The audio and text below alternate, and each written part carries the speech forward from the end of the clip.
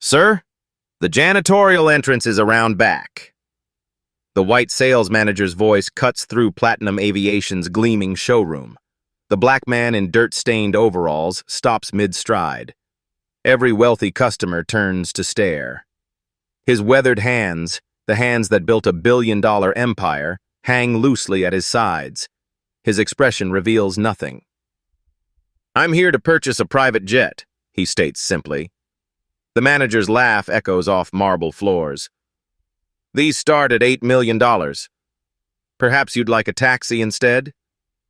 Staff members snicker behind manicured hands. No one intervenes. The man reaches slowly into his pocket and pulls out a business card that makes the receptionist's eyes widen in recognition. James Washington steps onto the Italian marble floor of Platinum Aviation's exclusive showroom, his work boots leaving faint dirt traces with each confident stride. The 55-year-old agricultural tech entrepreneur adjusts his worn overalls, comfortable attire after a morning inspecting his newest farming innovation site. Today marks a milestone, purchasing his first private jet to expedite travel between his expanding global operations. Crystal chandeliers reflect against gleaming aircraft models displayed on illuminated pedestals. Wealthy customers in tailored suits converse quietly with attentive sales staff. The atmosphere exudes exclusivity and wealth. Richard Parker, the white sales manager, immediately stiffens when he spots James. His eyes narrow, calculating. Another lost delivery person. Or maybe maintenance. He straightens his designer tie, nodding to a junior salesperson while rolling his eyes. "Watch this," Richard whispers. 10 seconds before I have to direct him to the service entrance. The receptionist, Allison, greets James with a tight smile. "Can I help you find something, sir?" "Yes, I'm interested in purchasing a private jet for my company," James replies, his deep voice carrying the measured confidence of someone who knows exactly where he belongs. Allison's eyebrows rise slightly. She exchanges a glance with Richard, who swoops in immediately. "Sir," Richard says, his tone dripping with condescension, "I believe you might be confused. This is Platinum Aviation. We sell private aircraft." He emphasizes each word as if speaking to a child. "Perhaps you're looking for the farm equipment dealer? That's in a different part of town." Several customers turn to watch the exchange, some with uncomfortable expressions, others smirking along with Richard's staff. James maintains perfect composure. "I'm perfectly aware of where I am. As I said, I'm interested in purchasing a jet for my agricultural technology company. I'd appreciate being shown your G650 models if you have any available." Richard's smile doesn't reach his eyes. Of course. But these are very specialized machines. Perhaps we should discuss your expectations first." James notices an expensive model display and approaches it with expert knowledge, touching the wing design specifically, remarking, "The laminar flow on this G650 looks significantly improved from last year's model." Richard slides between James and the aircraft model, his body language territorial. The sales manager straightens to his full height, looking down at James with barely concealed disdain. "You seem to know aviation terminology," Richard says, voice laced with skepticism. "Perhaps you'd care to elaborate on the G650's cruising altitude capabilities compared to the competition?" James meets his gaze steadily. The G650 maintains optimal efficiency at 51,000 feet, approximately 5,000 feet higher than most competitors.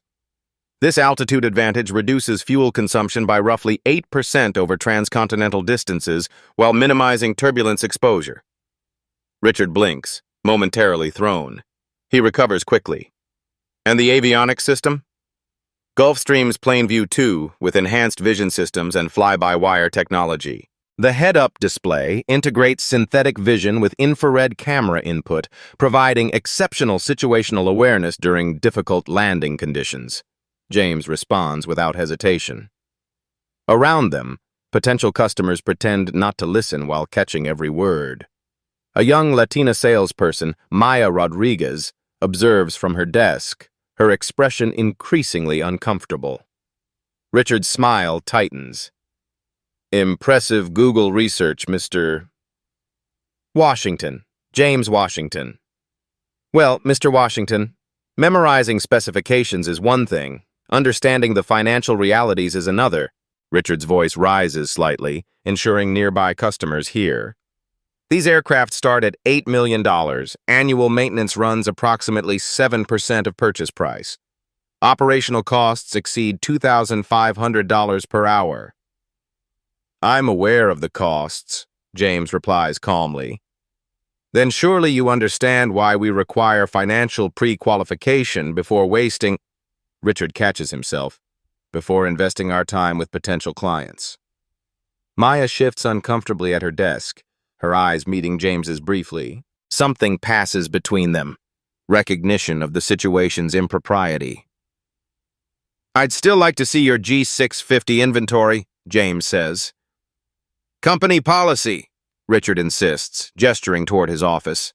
Financial verification first, for certain clients. James notices a white couple being shown aircraft models without such requirements. He studies Richard for a moment, expression unreadable. Is that policy applied to all potential buyers? James asks quietly. Of course, Richard lies smoothly. Security protocols. I'm sure you understand. If financial verification is required, perhaps I should speak with the owner of Platinum Aviation instead, James says quietly, pulling out his phone.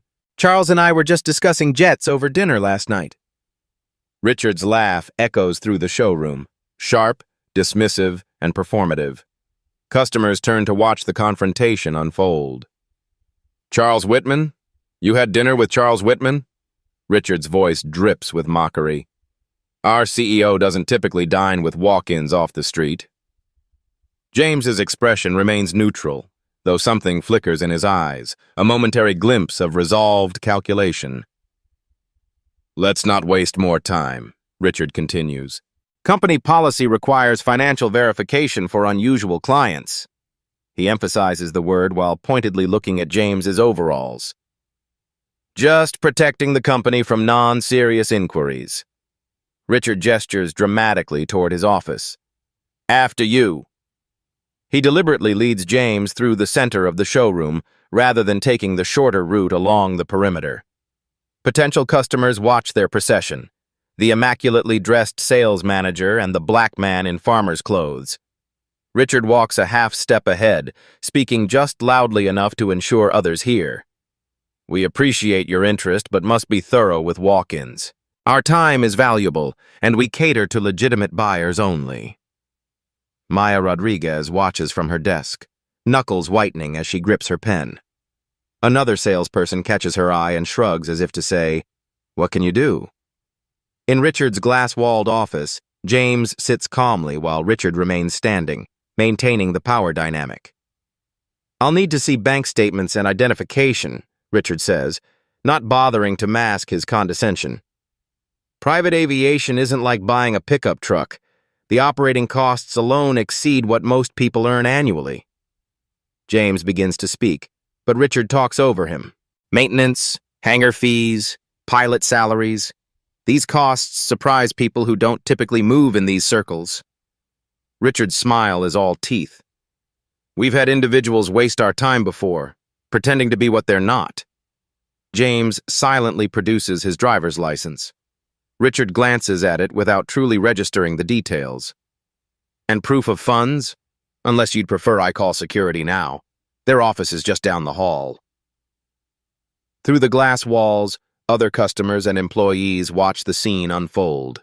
Maya shifts uncomfortably at her desk, glancing repeatedly at the confrontation before looking away. James stares at Richard for a long moment. His expression reveals nothing, but his eyes hold a depth of feeling. Hurt mixed with something harder, more resolute. He reaches for his phone, tapping the banking app with deliberate movements. I'm not in the habit of displaying my financial information to strangers, James says quietly, especially ones who've shown such disrespect. Disrespect? Richard places a hand on his chest in mock offense. I'm simply doing my job. If you find standard procedures offensive, perhaps this isn't the right establishment for you. James unlocks his phone, his weathered farmer's hands steady despite the humiliation. As James is about to show his bank account, his phone rings. The display reads, Governor Williams, with the state seal clearly visible. James glances at the incoming call, then back at Richard. "Excuse me, I need to take this." Richard sighs dramatically, rolling his eyes toward the ceiling. "Of course. We wouldn't want you to miss an important call from the governor." His sarcasm hangs in the air as James steps outside the office. In the showroom, Richard makes a show of checking his watch. He leans toward a colleague passing by. "Another time waster. Probably calling his buddy to pretend it's someone important." The colleague chuckles obligingly.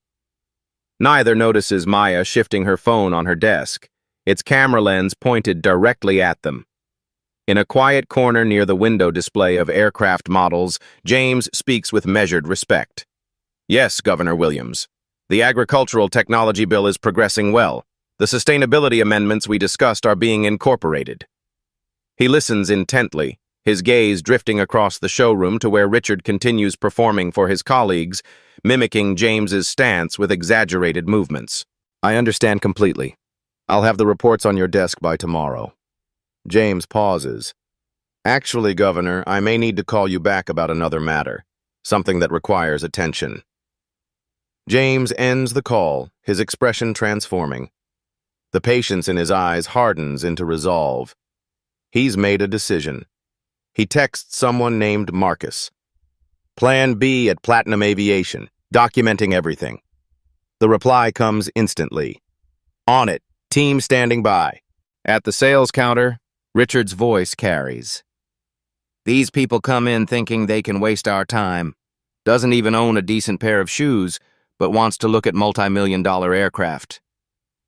"Maybe he's just—" Maya begins. "Just what?" Richard cuts her off. "Just confused? Just delusional? Just looking where he doesn't belong?" His emphasis leaves little doubt about his meaning. Maya's phone continues recording discreetly as her expression hardens with quiet determination. James returns to Richard's office, his demeanor subtly changed. His shoulders are straighter, his gaze more penetrating. "I'd prefer to have your financial compliance officer handle my sensitive information," James states. "Standard privacy practice when dealing with accounts of my size." Richard's laugh is sharp. "Our compliance officer? For your accounts?" He makes air quotes with his fingers. "Fine. We'll play it your way before we conclude this charade." He calls across the showroom. "Diane, need you for a verification." A middle-aged woman in a conservative suit approaches, her expression professionally neutral. "How can I help?" "Our friend here wants to share his financial information with compliance rather than sales," Richard explains with exaggerated patience. "Company protocols and all that." Diane nods crisply. "That's actually the proper procedure for high-value transactions." Richard snorts but steps back, gesturing for them to proceed. James quietly shares his information with Diane, angling the phone away from Richard's view. The compliance officer's expression transforms as she scrolls through the screens, professional detachment giving way to surprise, then unmistakable deference. Diane whispers something to Richard, whose smug expression freezes.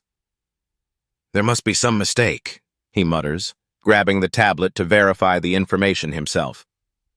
Richard stares at the screen, blood draining from his face. The numbers don't lie. 9 figures in liquid assets alone. Multiple corporate holdings. Investment portfolios that exceed Platinum Aviation's annual revenue. He swallows hard, Adam's apple bobbing, then forces a smile that doesn't reach his eyes. "Well, Mr. Washington, why didn't you say so earlier?" Richard's voice shifts to an artificially warm tone. "Slight misunderstanding. Just following protocol, you understand. Now let me show you our finest jets." James observes the transformation with quiet intensity. "I believe I did say so earlier. Several times. Communications breakdown happens in business, Richard replies, now standing too close, leaning in with forced camaraderie. Come, let me personally show you our premium collection. The G650 you mentioned is an excellent starting point for someone of your unexpected caliber. They move back into the showroom, Richard now walking a half step behind, his body language completely transformed. Yet something remains off in his demeanor, the insincerity of his sudden respect evident in every gesture. This model includes our Platinum interior package, Richard explains, gesturing toward a display. Though perhaps the technical specifications might be challenging to grasp without aviation background. The avionics alone represent quantum leaps in technology. James runs his fingers along the model's wing. The navigational redundancy systems appear robust. How does the synthetic vision perform in low-visibility approaches? Richard blinks. Well, it's very advanced. Most clients focus on the leather options rather than technical capabilities. He laughs too loudly. Unusual to find someone in your position with such specific interests. Nearby customers watch the interaction with curiosity. The same people who had smirked earlier now observe with confused interest as Richard performs his transparent about-face. When Richard excuses himself briefly to retrieve brochures, Maya approaches James cautiously. "I want to apologize," she says quietly. "This isn't how we should treat any customer." James studies her thoughtfully. "Do you have a card, Ms. Rodriguez, Maya Rodriguez?" She hands him her business card discreetly. Richard returns, catching the exchange. His smile hardens as he inserts himself between them. "I see you've met our junior associate," he says tightly. "Maya, don't you have calls to make?" After she leaves, Richard leans closer to James. "New hire. Still learning the ropes. Now about the interior options. I assume you'd prefer something simple, given your, practical background." James excuses himself for another call, and we see him connecting with someone identified as legal team in his contacts, whispering, "Are you getting all this?" "Crystal clear, Dr. Washington," comes the response through James's phone. Every interaction is being documented, fascinating behavior pattern emerging. James returns to find Richard impatiently checking his watch. The sales manager's smile snaps back into place instantly. "Ready to see the actual aircraft?" Richard asks, placing a hand on James's shoulder to guide him. "The hangar is this way." James subtly shifts, causing Richard's hand to fall away. "Lead on." They walk through a secure door into a climate-controlled hangar where several gleaming private jets sit in various stages of customization. The space echoes with distant mechanical sounds. Other potential buyers tour with sales representatives at a respectful distance. Richard speaks noticeably louder than necessary. "Now these are our premium models. The specifications are quite advanced." He enunciates each word as if James might struggle with comprehension. "This one here has a range of over 7,000 miles. That means it can fly very far without stopping." A nearby couple glances over, noticing Richard's condescending tone. The woman whispers something to her husband, who frowns slightly. James remains composed, studying each aircraft with a knowledgeable eye. "What's the cabin pressure differential on this model?" Richard waves dismissively. "Technical details. Let's focus on what you'd actually appreciate. The entertainment system is very user-friendly. Even someone with limited technical background can operate it." James takes out his phone, typing brief notes. Richard notices and misinterprets. "Taking pictures isn't allowed in the hangar," he says sharply, then catches himself. "Although for you, we might make an exception." His smile stretches thin. "Just be mindful of what you share. These designs are proprietary." "I'm not taking pictures," James replies. "Just noting questions for my aviation consultant." "Consultant?" Richard's eyebrows rise. "I assure you I can answer any questions. No need for outside opinions that might..." complicate matters. They approach a sleek G650 with distinctive winglets. James walks around it methodically, examining specific features with expert precision. "This one interests me," he says. "What's the delivery timeline?" Richard immediately steps between James and the aircraft. "This particular model is actually quite advanced, probably too sophisticated for a first-time buyer. The systems require significant aviation knowledge." He gestures toward an older, less expensive model nearby. "This one might be more appropriate for your needs." "And why is that?" James asks, his tone deliberately neutral. "Just thinking practically," Richard responds with a tight smile. "Better to start with something manageable. Someone in your position, coming from agricultural backgrounds, might appreciate something more straightforward." Throughout this exchange, James continues typing occasional notes, his expression unreadable. He asks pointed questions that highlight Richard's assumptions. "Would you recommend the same starter aircraft to all new buyers with similar financial qualifications?" Richard shifts uncomfortably. "Each recommendation is personalized, of course." "Based on what factors exactly?" James presses. "Experience? Background? Fit?" Richard's answers grow shorter, more defensive. A well-dressed woman enters the hangar and does a double-take upon seeing James. "Dr. Washington? Is that you?" she calls out, walking briskly toward them. The elegant woman approaches with genuine warmth, her heels clicking purposefully across the polished hangar floor. Her tailored business suit and confident bearing mark her as someone accustomed to professional respect. "Dr. Washington, what a delightful surprise," she says, extending her hand. "I didn't expect to see you here." James smiles, his first genuine smile since entering Platinum Aviation. "Dr. Chen, good to see you." Richard watches this interaction with visible confusion, his eyes darting between them. His practiced smile falters, uncertainty creeping into his expression. "Your TED Talk last month on sustainable vertical farming technology was brilliant," Dr. Chen continues. "The integration of AI into crop yield prediction is revolutionizing food security models worldwide." "Thank you, Elizabeth. We're seeing promising results in the pilot programs across drought-affected regions," James responds. Richard clears his throat loudly. "Excuse me, I don't believe we've met." He extends his hand toward Dr. Chen. "Richard Parker, Senior Sales Manager." "Dr. Elizabeth Chen, Agricultural Sciences Chair at MIT, she replies, shaking his hand briefly before turning back to James.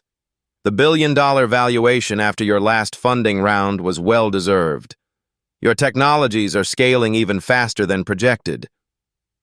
Richard's expression transforms dramatically with each revelation.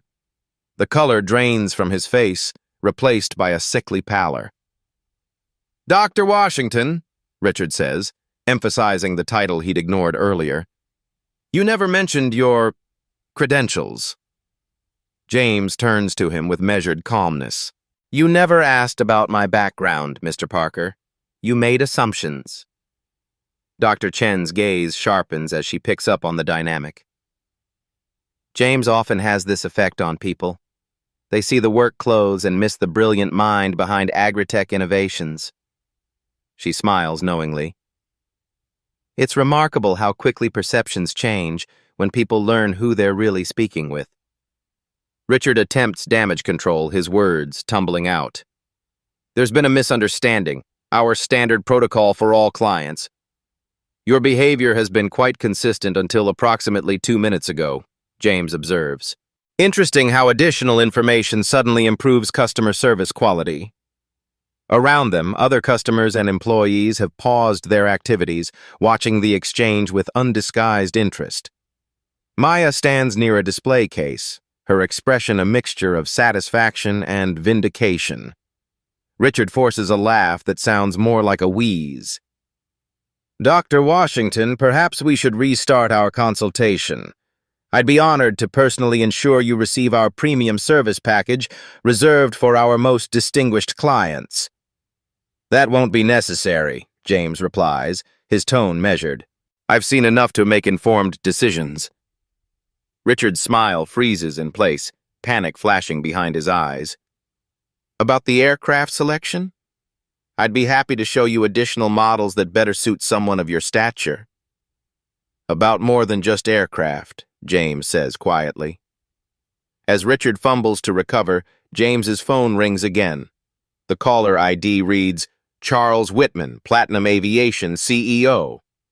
James studies the caller ID for a moment, then answers, activating the speakerphone function. Charles, good timing. James, sorry I couldn't be there personally. The voice is clear, confident, filling the hangar space. Is everything being handled to your satisfaction? You're one of our most valued potential clients. Richard's face drains of all remaining color. His Adam's apple bobs as he swallows hard, eyes darting between James and the phone. It's been an educational experience, James replies, his gaze fixed on Richard. There have been some interesting challenges. A heavy silence falls across the hangar.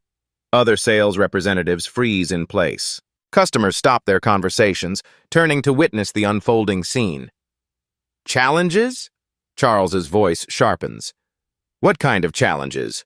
Who's assisting you? Your senior sales manager, Richard Parker. A pause. I see. Richard has been with us for some time. I trust he's providing exemplary service. That depends, James says calmly, on what type of customer he perceives he's dealing with. Dr. Chen stands nearby, arms crossed, watching Richard with clinical interest. Maya has edged closer, clutching a tablet to her chest, her expression resolute. James straightens, his presence expanding to fill the space. The moment has arrived. Perhaps this is a good time for proper introductions. I am Dr. James Washington, CEO of Agritech Innovations. His voice carries effortlessly through the hangar. My company has revolutionized sustainable farming technologies across 3 continents. We currently hold patents on 17 breakthrough agricultural systems, employ over 5,000 people globally, and maintain a market valuation exceeding $3 billion. Richard's mouth opens, but no sound emerges. I serve on the boards of multiple Fortune 500 companies, James continues, advised 2 governmental agricultural initiatives, and was recently appointed to the United Nations Food Security Council. Through the phone, Charles remains silent, listening. But more relevant to today's interaction, James says, his gaze intensifying, I'm also heading an investment consortium actively seeking to acquire aviation companies for portfolio diversification. Platinum Aviation was on our shortlist. The word "was" lands like a thunderclap. I chose to visit anonymously to assess not just the aircraft quality, but the company culture and customer service standards. James glances around the hangar. I believe in seeing organizations as they truly operate, not as they perform when expecting scrutiny. Richard attempts to speak, his voice emerging as a croak. Dr. Washington, had I known... That's precisely the point, Mr. Parker. You shouldn't need to know who someone is to treat them with basic dignity and respect. Through the speakerphone, Charles clears his throat. James, I owe you an apology. This is exactly why I asked you to visit incognito. We've had concerning reports about inconsistent customer treatment. I needed an objective assessment from someone I trust. Richard's expression transforms to betrayal. Sir, you set this up? Not as a trap, Richard, Charles replies evenly. As an opportunity to either confirm or refute troubling patterns we've been hearing about. Unfortunately, it seems the concerns were justified. Maya steps forward, tablet in hand. Mr. Whitman, I can provide documentation of similar incidents. Her voice trembles slightly but grows stronger with each word. This isn't an isolated occurrence. Several other employees nod in grim confirmation. Customers watch with rapt attention, some recording discreetly on their phones. "I see," Charles says. "James, what would you recommend as next steps?" James studies Richard, whose facade has completely crumbled. The sales manager stands rigid, eyes darting, a man watching his career disintegrate in real time. "I believe in accountability, Charles," James says finally, "but also in transformative opportunity. What happens next shouldn't just address individual behavior, but examine the systems that enabled it." He turns to face Richard directly. "The problem isn't just your actions today. It's that you felt comfortable enough to behave this way repeatedly, suggesting a culture that tacitly permits such conduct." "Now," James says calmly, turning to face Richard directly, "I think we need to have a conversation about the future, both yours and Platinum Aviation's." The Platinum Aviation executive boardroom buzzes with tense energy. Dark wood paneling and aviation memorabilia create a backdrop for the impromptu crisis meeting now underway. 12 people sit around the polished table: James, Platinum's executive team, legal representatives from both companies, Maya, and 2 other employees who've stepped forward. Richard sits alone at one end, a visible gap between him and everyone else. Charles Whitman's face fills a large screen on the wall, his expression grave. "Let's be clear about why we're here. This isn't just about one interaction. We're addressing what appears to be a systemic issue." The company's chief legal officer, a stern woman with silver-streaked hair, slides a folder across the table. "These are previous complaints filed against Mr. Parker over the past 18 months. 7 formal incidents involving customers of color or women. Plus numerous undocumented incidents," adds Maya, voice steady despite Richard's glare. "Many employees stopped reporting them because no action was ever taken." James remains silent, watching. His legal representative, Marcus Jefferson, reviews the documents with methodical precision. "And how were these complaints handled?" Charles asks through the video feed. The CLO shifts uncomfortably. "They were addressed through our standard HR protocols." "Which means," James inquires, breaking his silence, "verbal warnings, documentation, sensitivity training." Richard straightens in his chair. "I've complied with every requirement. This is being blown completely out of proportion." "Is it?" Marcus taps on his tablet, and security footage begins playing on a secondary screen. The morning's interactions unfold from multiple angles: Richard's dismissive gestures, the public humiliation attempts, the stark contrast in his behavior before and after learning James's identity. The footage transitions to audio recordings, Richard's comments about these people and knowing their place. His voice, unmistakable, echoes through the boardroom. Platinum's vice president of operations winces visibly. "Jesus, Richard." "Context matters," Richard protests, voice rising. "You're not seeing the full picture. This was a misunderstanding. Dr. Washington's appearance was legitimately suspicious for our high-security environment." "My appearance?" James repeats quietly. "The clothes. The dirt. Anyone would have questioned—" "Anyone?" James interrupts. "Or just black men in work clothes?" Richard falls silent, his expression hardening. Marcus places a document on the table. "We've compiled evidence demonstrating clear patterns of discriminatory treatment.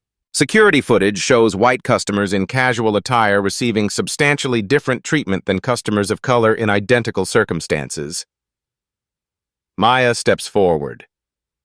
"I've witnessed Mr. Parker steering customers of color toward less expensive models regardless of their financial qualifications." She places her phone on the table. "I've documented 17 specific incidents in the 3 months I've worked here." Another employee, an older black man from accounting, speaks up.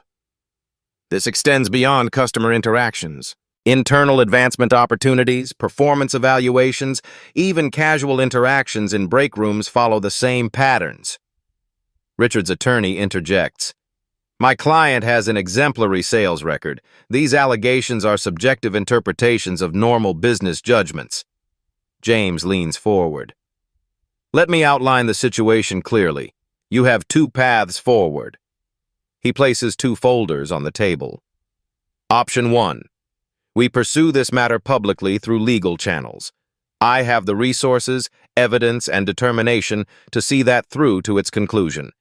The resulting publicity would significantly impact Platinum Aviation's reputation and valuation. The executives exchange alarmed glances. Option 2, James continues, opening the second folder. Comprehensive structural reform with my guidance as a new major stakeholder. This includes leadership accountability, policy overhauls, training programs with measurable outcomes, and transparent reporting mechanisms. Charles speaks from the screen. I believe option 2 serves everyone's interests, including those who've been harmed by our failures. The boardroom divides visibly, some executives nodding in agreement, others defensive and resistant. This is capitulation to political correctness, one vice president argues.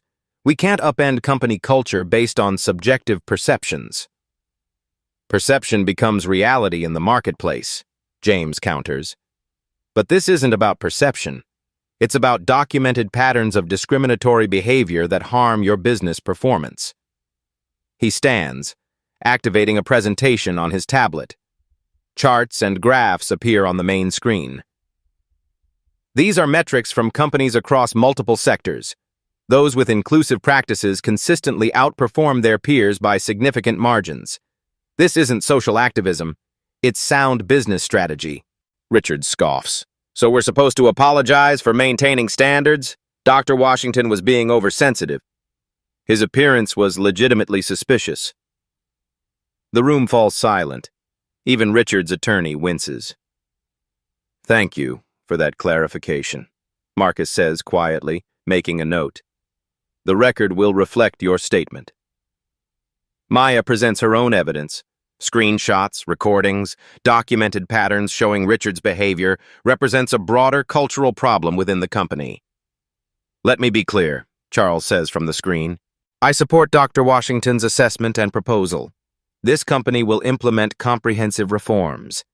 The only question is whether certain individuals will be part of that future. Richard stands abruptly. This is a witch hunt. I've generated millions in sales for this company. You're throwing me under the bus to appease... That's enough, Richard, Charles interrupts. Your employment status will be determined through appropriate procedures. For now, you're suspended pending the outcome of those proceedings. The meeting shifts to drafting the reform agreement. James outlines concrete steps, revised hiring practices, customer service protocols, accountability mechanisms, and regular audits by independent evaluators. As for my personal business, James says as the meeting concludes, I still intend to purchase an aircraft.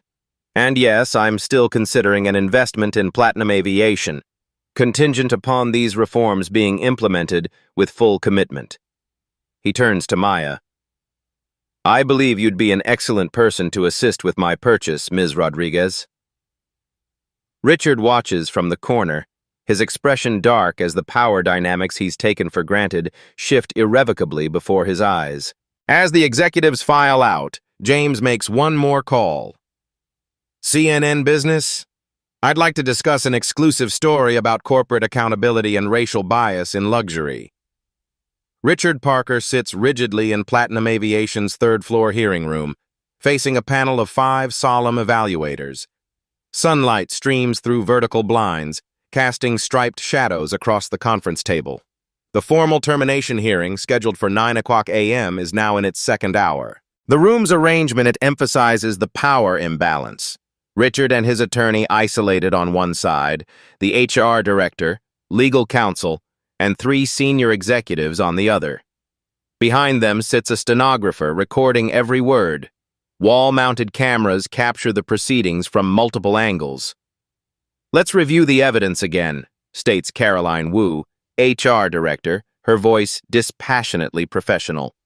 Security footage from 7 separate incidents demonstrates a clear pattern of differential treatment based on customers' perceived race and socioeconomic status.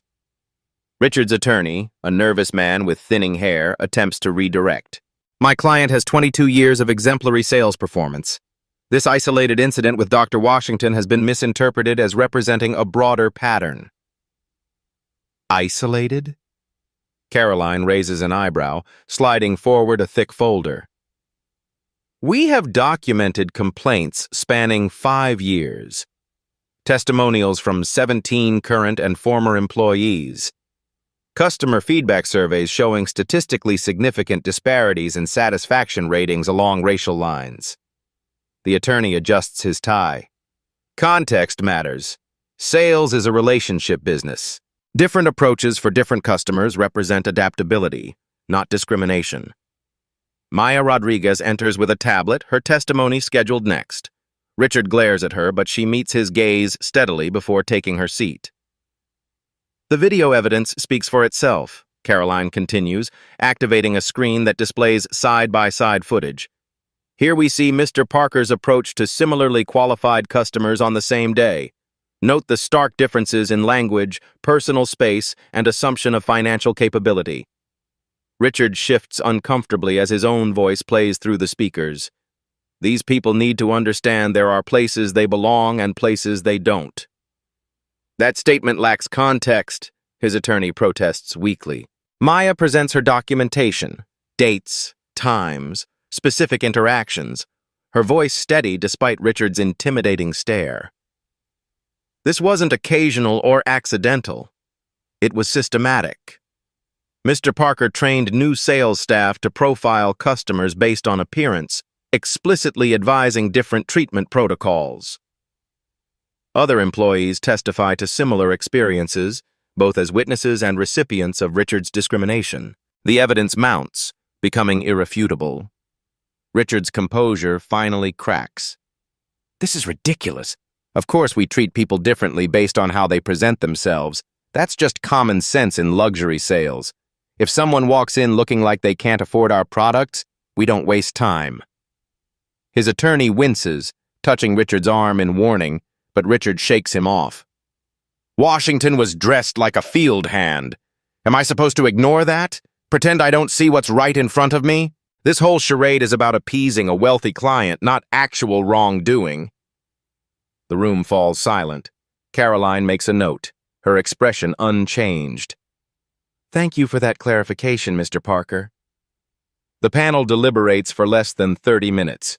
Their unanimous decision surprises no one. Termination with cause, immediate effect. Additionally, all evidence will be provided to the National Business Aviation Association's Ethics Committee, potentially restricting Richard's future employment throughout the industry. Richard stands in Platinum Aviation's lobby one final time, clutching a cardboard box of personal belongings. His security badge has been deactivated. His company phone surrendered. 22 years erased in a morning. Through the glass doors, he watches a black luxury sedan pull up. James Washington steps out, dressed in a perfectly tailored suit that transforms his presence from imposing to commanding.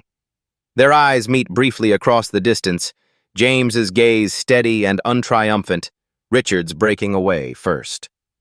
A security officer approaches. Sir, I need to escort you to your vehicle now. As security escorts Richard out, a news van pulls up. The CNN business reporter James contacted steps out, microphone in hand. 3 weeks after the incident, a CNN business headline fills the screen. Platinum Aviation announces groundbreaking diversity initiative following discrimination case. The article features a photograph of James Washington and Charles Whitman shaking hands in front of a G650 jet, both men looking directly into the camera with determined expressions. Inside Platinum Aviation's transformed showroom, digital displays showcase the company's new inclusive customer service pledge. Maya Rodriguez, now wearing an Assistant Director of Diversity Compliance badge, leads a training session for sales staff. Her presentation slides display concrete metrics and accountability standards rather than vague platitudes about respect. The behavioral assessment tools measure actual treatment patterns, not just stated intentions, Maya explains to the attentive group. Our customer feedback now includes demographic data analysis to identify disparities. What gets measured gets changed. At an industry conference in Dallas, James takes the podium, presenting data on the business impact of inclusive customer service in luxury markets. His slides show Platinum Aviation sales increasing 12% since implementing comprehensive reforms. Bias isn't just ethically wrong, it's bad business, James states to the packed audience of aviation executives. Our research shows luxury companies lose an estimated $38 billion annually through discriminatory practices that alienate qualified buyers. Across the industry, ripples spread. A trade publication features an investigation titled, "The High Cost of Exclusivity: How Biased Practices Damage Luxury Brands." The article cites the Platinum Aviation case as a turning point, highlighting companies implementing similar reforms after witnessing Platinum's market share increase. In Platinum's Human Resources Department, previously marginalized employees now conduct interviews for senior positions. The applicant pool appears noticeably more diverse than the company's current leadership. In a sterile office building across town, Richard Parker sits across from an interviewer at a competing aviation sales firm. The interviewer glances at his tablet, then back at Richard with a neutral expression. "Your sales numbers are impressive," he says, "but I'm noticing a significant gap in your employment history. Can you explain your departure from Platinum Aviation?" Richard's carefully rehearsed explanation falters under the interviewer's increasingly skeptical expression. The interview ends prematurely with mechanical handshakes and empty promises to be in touch. This scene repeats across different companies with increasing desperation evident in Richard's demeanor each time. Meanwhile, James hosts a roundtable with other CEOs from diverse backgrounds, forming the Luxury Market Inclusion Coalition. They establish certification standards for inclusive business practices that major clients and investors increasingly demand before engaging with companies. Transparency creates accountability, James tells the group. Public metrics drive meaningful change. The final scene shows James on the steps of his new private jet, purchased from Maya, preparing for departure to an agricultural technology conference. The Platinum Aviation logo gleams on the hangar behind him, now accompanied by a certification emblem for inclusive excellence. 6 months later, James receives an unexpected letter with Richard's name in the return address. James sits in his office, morning sunlight streaming through windows overlooking vast agricultural research fields. The space blends rustic and modern, reclaimed barnwood walls holding advanced agricultural patents and innovation awards. On an adjacent shelf sits a model of his G650 jet beside a framed photo of his team standing proudly before an experimental vertical farm. He examines the envelope in his weathered hands, turning it over thoughtfully before opening it with a letter knife fashioned from an antique farm tool. Richard's handwriting fills the single page, tight, controlled strokes conveying reluctant admissions rather than heartfelt contrition. Dr. Washington, the past 6 months have provided unwanted time for reflection. While I maintain that certain aspects of our interaction were misinterpreted, I acknowledge that my approach contained biases I had not previously recognized. The industry-wide changes your actions precipitated have forced many of us to reconsider established perspectives. This is not an apology seeking forgiveness or employment. Rather, it is an acknowledgement that your challenge to the system had merit, even if the execution was, in my view, excessive. Richard Parker. James studies the letter without expression, then places it in a folder labeled Documentation before returning to his work. His focus remains not on Richard's journey, but on the broader transformation underway. 1 year after the incident, James hosts a gathering at his farm. A renovated barn serves as the venue, its soaring ceilings and original beams preserved while accommodating modern amenities. Through wide windows, guests can see his private jet resting in a small hangar at the edge of the property, a symbol of his success integrated seamlessly with his agricultural roots. Maya, now Platinum Aviation's Director of Client Relations, converses with Dr. Chen near a display of Agritech's latest innovations. Corporate leaders from various industries mingle with agricultural scientists and policy experts. The gathering represents the intersection of multiple worlds James navigates effortlessly. As sunset bathes the gathering in golden light, James stands to address his guests. His work clothes, the same overalls that prompted Richard's discrimination, now serve as a deliberate reminder rather than a practical choice. Our work implementing the inclusive excellence standards across luxury sectors has exceeded projections, James states. 27 companies have completed certification. Customer satisfaction metrics show improvement across all demographics. More importantly, qualified customers previously excluded from these markets now receive equal treatment. He gestures toward Maya and several others who helped drive the changes. The transformation wasn't about exposing one person's bias, but addressing the systems that enabled and rewarded such behavior. Real change requires structural reform, not just individual correction. The gathered leaders raise their glasses in acknowledgement. Later, as guests depart, James walks alone through his experimental fields. Despite his wealth and influence, he still begins each day working alongside his research team, hands in the soil, connecting directly with the innovations transforming global agriculture. The setting sun silhouettes his figure against the horizon, a man comfortable in multiple worlds because he remains authentic in each. His jet gleams in the distance while farmland stretches around him, neither element contradicting the other but representing different facets of the same integrated life. As James watches the sunset over his farmland, his phone buzzes with a news alert about another luxury industry facing a similar reckoning. The screen transitions to a direct address format. A contemplative piano score plays softly in the background as warm lighting creates an intimate atmosphere for this final segment. The truth about bias runs deeper than most realize. What you've witnessed isn't just a compelling story, it's a reflection of experiences many face daily in venues from luxury showrooms to everyday retail interactions. Dr. Washington's experience, while fictional, mirrors countless real encounters where appearance trumps character in determining how someone is treated. Consider this. Studies show that customers of color receive differential treatment in 67% of high-end retail interactions, regardless of their actual purchasing power.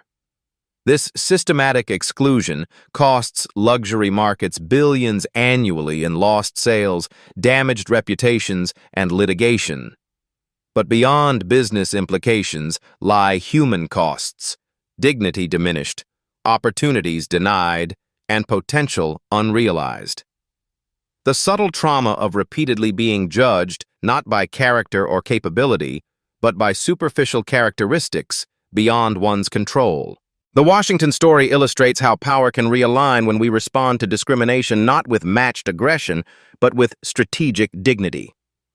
By documenting patterns, building alliances, and creating systemic accountability, individual incidents transform into catalysts for broader change. What unconscious biases might influence your own first impressions? How might someone's appearance, their clothing, skin color, accent, or age affect your assessment of their capabilities, intelligence, or worth? These questions deserve honest reflection from all of us. If this story of justice resonated with you, smash that like button and subscribe to Beat Stories for more powerful narratives that expose truth and inspire change. This isn't the end of the story. It's the beginning of what happens when truth meets visibility. At Beat Stories, we believe exposure is the first step to transformation. Subscribe and stay tuned, because the next story might be yours.